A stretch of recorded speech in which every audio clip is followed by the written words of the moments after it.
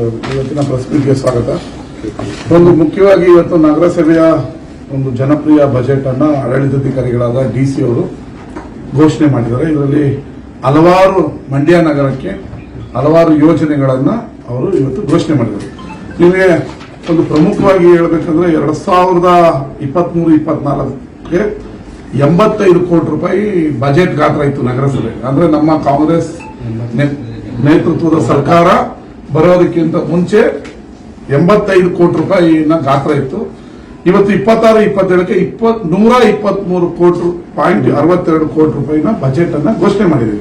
ಅಂದ್ರೆ 123.62 ಅಂದ್ರೆ 40 ಕೋಟಿ ರೂಪಾಯಿ ಈ 3 ವರ್ಷದಲ್ಲಿ ಜಾಸ್ತಿ ಬಜೆಟ್ ನ ಗಾತ್ರ ಜಾಸ್ತಿ ಆಗಿರೋದು ಕಾಂಗ್ರೆಸ್ ಸರ್ಕಾರ ಬಂದ ನಂತರ ಮಂಡ್ಯ ನಗರದ ಅಭಿವೃದ್ಧಿಗೆ ಹಲವಾರು ಅನುದಾನಗಳನ್ನ ಕೊಟ್ಟಿರೋದಕ್ಕೆ ಇದಕ್ಕೆ ನಿಮಗೆ ಸಾಕ್ಷಿ ಆಗ್ತದೆ.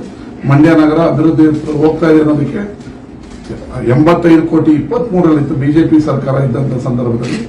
ಈಗ ನಮ್ಮ ಕಾಂಗ್ರೆಸ್ ಸರ್ಕಾರ ಬಂದ ನಂತರ ನಾವು ಸ್ಥಳೀಯ ಸರ್ಕಾರ ಯಾವುದೇ ಇರಲಿ, ಅದು ಜನತಾ ದಳದವರು ಇದ್ರು, ಇಲ್ಲಿವರೆಗೂ ಜನತಾ ದಳದವರು ಇದ್ರು, ಅದನ್ನು ನಾವು ಗಣನೆಗೆ ತಗೊಂಡು ಅವ್ರಿಗೂ ನಾವು ಬೆಂಬಲವಾಗಿ ನಿಂತು 123 ಕೋಟಿಯ ಬಜೆಟ್ ಅನ್ನ ಮಾಡಿದ್ವಿ.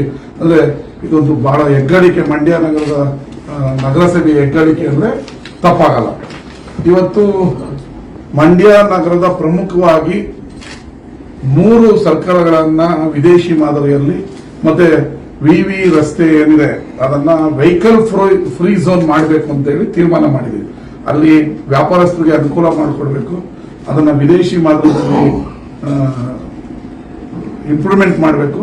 ಅಲ್ಲಿ ವೆಹಿಕಲ್ ಅನ್ನ ಓಡಾಡದಂಗೆ ನಿಷೇಧ ಮಾಡಿ ಬರೀ ವ್ಯಾಪಾರಸ್ಥರು ಪಾದಾಚಾರಿಗೆ ಏನೇನು ಬೇಕು ಅನ್ನೋದನ್ನ ನೆಕ್ಸ್ಟ್ ರೂಪರೇಷೆಗಳನ್ನ ವಿಡಿಯೋ ಬಿಡುಗಡೆ ಮಾಡ್ತೀವಿ.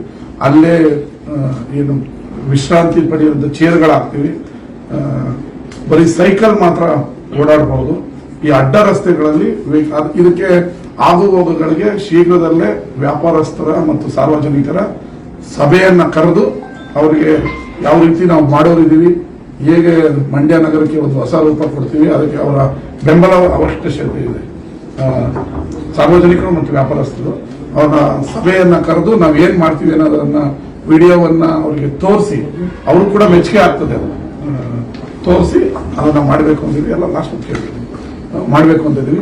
ಅದರ ಜೊತೆಗೆ ಹೊಸಳ್ಳಿ ಸರ್ಕಲ್ಗೆ ಈಗಾಗಲೇ ನಾವು ಹೇಳಿರುವಂತೆ 1,47,00,000 ಈಗ ಆಲ್ರೆಡಿ ಬಿಡುಗಡೆ ಮಾಡಿದೀವಿ. ಇನ್ನ ಫ್ಯಾಕ್ಟರಿ ವೃತ್ತ ಅದಕ್ಕೆ 1,45,00,000 ರೂಪಾಯಿನ ಬಿಡುಗಡೆ ಮಾಡಿದೀವಿ. ಒಳಲು ಸರ್ಕಲ್ಗೆ ಈಗ ಆಲ್ರೆಡಿ ಇವತ್ತಿಂದ 30 ಲಕ್ಷದ ಕಳೆದ ಬಾರಿ ಮುಖ್ಯಮಂತ್ರಿಗಳ ವಿಶೇಷ ಅನುದಾನ ಹಾಕಿದ್ರಲ್ಲಿ ಅಭಿವೃದ್ಧಿ ಕಾರ್ಯ ಆಗುತ್ತೆ. ಅದಲ್ಲೇನೆ ಅದನ್ನು ಕೂಡ ನಾವು ಚೆನ್ನಾಗಿ ಮಾಡಬೇಕು ಅಂತ ಇನ್ನ 48 ಲಕ್ಷ ಅಂದ್ರೆ 78 ಲಕ್ಷದಲ್ಲಿ ಅದನ್ನು ಅಭಿವೃದ್ಧಿ ಮಾಡೋದಕ್ಕೆ ಒಳಲು ಸರ್ಕಾರಕ್ಕೆ ನಾವು ಕ್ರಮ ವಹಿಸಿದ್ದೀವಿ. ಮತ್ತೆ 3ನೇ ವಾರ್ಡ್ಗೆ 10 ಕೋಟಿ ರೂಪಾಯಿಯನ್ನ ಅಲ್ಪಸಂಖ್ಯಾತರ ಇಲಾಖೆಯಿಂದ ಬಿಡುಗಡೆ ಮಾಡಿ ಇಡೀ ಸಮಗ್ರ 3ನೇ ವಾರ್ಡ್ ಅಭಿವೃದ್ಧಿ ಮತ್ತೆ 1ನೇ ವಾರ್ಡ್ 2ನೇ ವಾರ್ಡ್ಗೆ ನೀರು ಬಂದಾಗ ಸಾರ್ವಜನಿಕರಿಗೆ ಅನುಕೂಲ ಆಗ್ತಿತ್ತು, ಅದಕ್ಕೆ ತಡೆಗೋಡೆ ಹಾಕಕ್ಕೆ 10 ಕೋಟಿಯನ್ನ ಬಿಡುಗಡೆ ಮಾಡಿದೀವಿ. ಮತ್ತೆ ಮಂಡ್ಯ ನಗರದ ವಿವಿಧ ರಸ್ತೆಗಳನ್ನ ಮಾಡೋದಕ್ಕೆ 5 ಕೋಟಿ ಬಿಡುಗಡೆ ಮಾಡಿದೀವಿ. ಅದಲ್ಲದೆ ಮುಖ್ಯಮಂತ್ರಿಗಳ ವಿಶೇಷ ಅನುದಾನದಿಂದ ಕೆಂಪೇಗೌಡ ರಸ್ತೆಯನ್ನು ಹೊಸದಾಗಿ ಮಾಡಿದ್ವಲ್ಲ ನಾವು, ಅದರ ಮುಂದುವರೆದಕ್ಕೆ 3 ಕೋಟಿ ಪ್ಲಸ್ ಬಿಸಿಲು ಮಾರಮದಿಂದ ಆದರ್ಶ ಸ್ಕೂಲ್ ಮುಂದೆದಕ್ಕೆ 4.25 ಕೋಟಿಯನ್ನ ಮುಖ್ಯಮಂತ್ರಿಗಳ ವಿಶೇಷ ಅನುದಾನದಿಂದ ಬಿಡುಗಡೆ ಮಾಡಿದ್ವಿ. ಈ ಬಾರಿ ನಗರಸಭೆಯಲ್ಲಿ 11.5 ಕೋಟಿ ರೂಪಾಯಿಯನ್ನ ವಿವಿಧ ಕಾಮಗಾರಿಗಳನ್ನ ತಗೊಳ್ಳೋದಕ್ಕೆ ಈ ವರ್ಷ 26-27 ಎತ್ತಿಟ್ಟಿದ್ದಾರೆ. ಅದರಲ್ಲೂ ಕೂಡ ಪಾರ್ಕ್ಗಳನ್ನ ಮತ್ತು ವಿವಿಧ ರಸ್ತೆಗಳನ್ನ ಮಾಡೋದಕ್ಕೆ ರೆಡಿ ಇದೀವಿ. ಇವ್ರ ಇನ್ನೊಂದು ಮುಖ್ಯವಾದ ವಿಚಾರ ಅಂತ ಹೇಳಿದ್ರೆ 12 ವಾರ್ಡ್ಗೆ ಕಾವೇರಿಯ ಕುಡಿಯೋ ನೀರು 24 ಗಂಟೆ ಬರ್ತಾ ಇದೆ. ಈಗ ಇನ್ನ 23 ವಾರ್ಡ್ಗೂ ಕಾವೇರಿ ಕುಡಿಯೋ ನೀರನ್ನ ಕೊಡಬೇಕು ಅಂತ ಹೇಳಿ ಕ್ರಮ ವಹಿಸಿ ಅದಕ್ಕೆ DPR ಮಾಡೋದಕ್ಕೆ 75 ಲಕ್ಷ ಬೇಕಾಗಿದೆ. ಅದನ್ನ ನಾವು ಇದರಲ್ಲಿ ನಗರಸಭೆಯಲ್ಲಿ ಎತ್ತಿಟ್ಟಿದ್ದೀವಿ. ಅದಕ್ಕೆ ಸರ್ಕಾರದಿಂದ 140 ಕೋಟಿ ರೂಪಾಯಿ ಬೇಕಾಗುತ್ತೆ ಅಂತ ಅಂದಾಜಿಸಲಾಗಿದೆ. DPR ರೆಡಿ ಆದ ನಂತರ ಸರ್ಕಾರದಿಂದ 140 ಕೋಟಿಯನ್ನು ಬಿಡುಗಡೆ ಮಾಡಿಸಿ ಇಡೀ 23 ವಾರ್ಡ್ ಉಳಿದ 23 ವಾರ್ಡ್ಗೂ 24 ಅವರ್ ಕುಡಿಯೋ ನೀರನ್ನ ಕೊಡೋದಕ್ಕೆ ನಾವು ರೆಡಿ ಇದ್ದೀವಿ. ಇದರ ಜೊತೆಗೆ ಈಗಾಗಲೇ ನಮ್ಮ ಇದು ಕೆಂಪೇಗೌಡ ರಸ್ತೆ ಮತ್ತು ಅಂಬೇಡ್ಕರ್ ರಸ್ತೆ ಮಧ್ಯದಲ್ಲಿರುವಂತಹ ಸರ್ಕಲ್ ಅನ್ನ ವಿದೇಶಿ ಮಾದರಿಯಲ್ಲಿ ಅಭಿವೃದ್ಧಿ ಮಾಡ್ತಾ ಇದೀವಿ. ಇನ್ನು 10 ದಿನದಲ್ಲಿ ಸಾರ್ವಜನಿಕರ ಓಡಾಟಕ್ಕೆ ಅದು ಅಣಿಯಾಗುತ್ತೆ. ಆಗ ನಿಮ್ಮನ್ನೆಲ್ಲ ಕರ್ಕೊಂಡೋಗಿ ತೋರಿಸ್ತೀವಿ.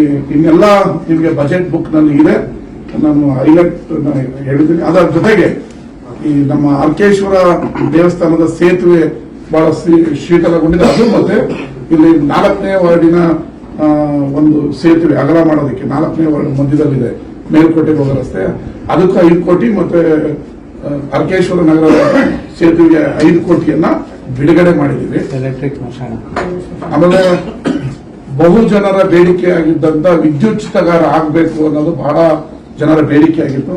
ಅದಕ್ಕೆ 4 ಕೋಟಿ ಈಗಾಗಲೇ ಬಿಡುಗಡೆ ಆಗಿದೆ. ಕಲ್ಲಳ್ಳಿ ಸ್ಮಶಾನಕ್ಕೆ ವಿದ್ಯುತ್ ಚಿತಾಗಾರವಾಗಿ ಉನ್ನತೀಕರಿಸ್ತಾ ಇದೀವಿ. ಅದು ಟೆಂಡರ್ ಆದ್ರೆ ಅದು ಶೀಘ್ರದಲ್ಲೇ ಕೆಲಸ ಆರಂಭ ಆಗ್ತದೆ. ಇದರ ಜೊತೆಗೆ ಮಂಡ್ಯ ನಗರದ ಕೊಳಚೆ ನೀರೆಲ್ಲ ಹೋಗಿ ಗುತ್ಲು ಕೆರೆಗೆ ಸೇರ್ತಾ ಇತ್ತು. ಅದು ಸೇರಬಾರ್ದು ಅಂತೇಳಿ ಈಗಾಗಲೇ 30 ಕೋಟಿ ರೂಪಾಯಿಯನ್ನ ನಾವು ಬಿಡುಗಡೆ ಸರ್ಕಾರದ NGT ವತಿಯಿಂದ ಬಿಡುಗಡೆ ಮಾಡಿ ಟೆಂಡರ್ ಮಾಡಿ ಈಗ ಇನ್ನೇನು ಶೀಘ್ರದಲ್ಲೇ ಕೆಲಸ ಆರಂಭ ಆಗ್ತದೆ. ಆಗ ಯಾವುದೇ ಒಂದೇ ಒಂದು ಗಲೀಜು ನೀರು ಕೂಡ ಗುತ್ಲು ಕೆರೆಗೆ ಸೇರಲ್ಲ.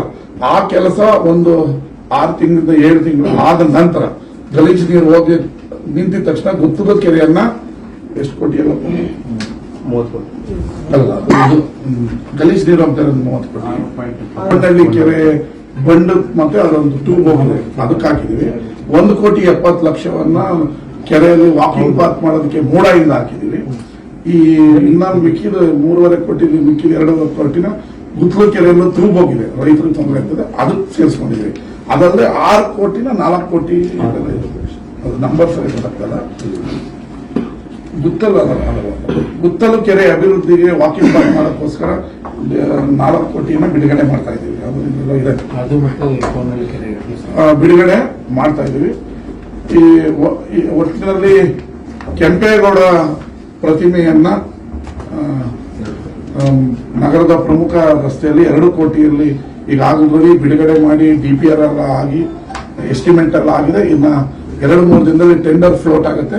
ಟೆಂಡರ್ ಫ್ಲೋಟ್ ಆದ್ಮೇಲೆ ಈಗ ನಮ್ಮ ಅಯೋಧ್ಯ ರಾಮ ಮಂದಿರವನ್ನ ವಿಗ್ರಹವನ್ನ ಕೆತ್ತದಂತ ಅರುಣ್ ಯೋಗಿರಾಜ್ ಅವರು ಆ ವಿಗ್ರಹವನ್ನ ಕೆಂಪೇಗೌಡರ ವಿಗ್ರಹವನ್ನ ಮಾಡಿಕೊಡ್ತೀವಿ ಅಂತ ಹೇಳಿದ್ದಾರೆ.